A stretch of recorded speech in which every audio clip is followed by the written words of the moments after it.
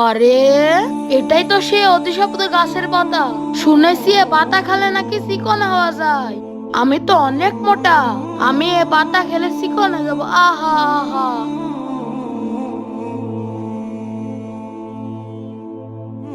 দেখি পাতাটা খেয়ে নি।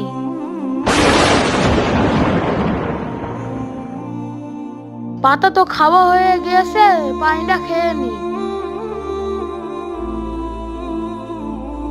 কি ব্যাপার হুজুর, আপনি এটা কি খাইলেন?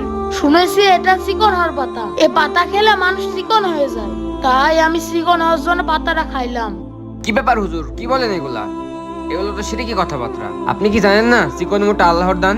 পৃথিবীতে এমন এমন মানুষ আছে যারা বিছানা থেকে উঠতে পারে না, আর আপনি তো সুস্থ সবল মানুষ। এটা খাওয়া আপনার ঠিক হয়নি হুজুর। এটা খাওয়ার কারণে আপনার কোনো ক্ষতি হয়ে যেতে পারে। আমি আর এসব কোনোদিন খাবো না।